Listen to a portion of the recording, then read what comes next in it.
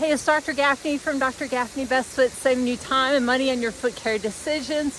Well, if you didn't know, the southeastern part of the U.S. had an historic snowfall and cold snap. And as you can see, I'm here in Tennessee, and we as Southerners are not used to frozen waterfalls, dirty cars all the time, and driving in black ice or snow. And the other thing that you might not be used to if you're not used to the cold is cold injuries to your fingers and toes. And I'm going to explain that, what it is, what to do about it, how to prevent it next. The cold was so historic that the Gulf states got multiple inches of snow. And if you want to see my niece from South Carolina playing in the snow on the beach, stick with me to the end. But anyway, you need to be very careful about cold injury to your fingers and toes.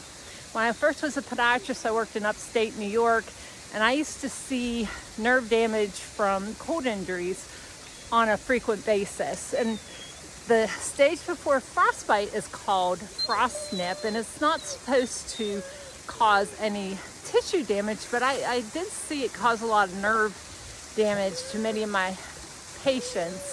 Hey, I apologize if you heard my dog whine during the video. I had to tie her up while I was filming.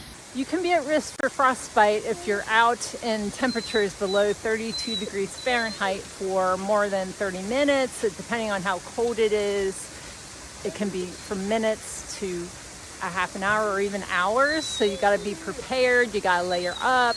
You got to wear warm lined gloves and wool socks and waterproof shoes or boots when you're outside. So you're going to be more prone to cold injuries of your fingers and toes if you have what's called Raynaud's phenomenon, and that is when you get excessive vasoconstriction of the little blood vessels to your fingers and toes. If you didn't know, there's smooth muscle in your blood vessels that can constrict with cold and divert it to your body, your core, to help you survive in very cold weather. So you can have primary Raynaud's phenomenon, and I have that, and it's no cause whatsoever, and your toes get white, then purple, then pink, and that's a characteristic clinical finding of it. You can have secondary Raynaud's phenomena from autoimmune type problems like lupus. You'll be more prone to cold injuries if you're diabetic, have poor circulation, and also if you're intoxicated with alcohol.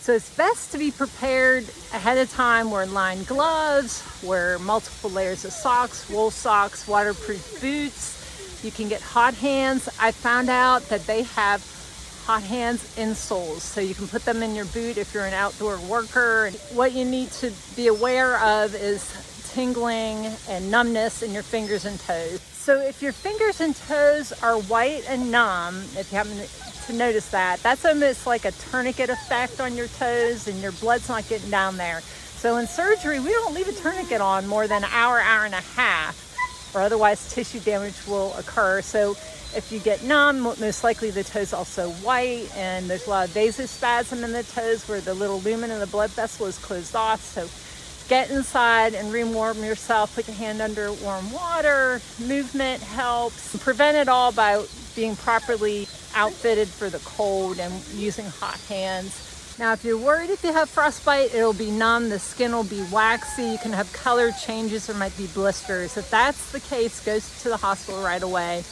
If you'd like to see my niece playing in the snow on the beach, making snowmen in Charleston, South Carolina, just hold on for the clip here. And here's to Best Foot Forward, and we'll see you again next time. Till you do, till it's true. Now it's like snow at the beach. It was really good out. It's the perfect texture for running. Very low impact on its dry snow, so your feet don't get wet. All right, thanks. We've seen a lot of people out here, like you said, running, sledding, just enjoying it. One thing, oops. Please see the full disclaimer in the description. This is not a doctor-patient relationship. This does not constitute medical advice, but is for informational purposes only.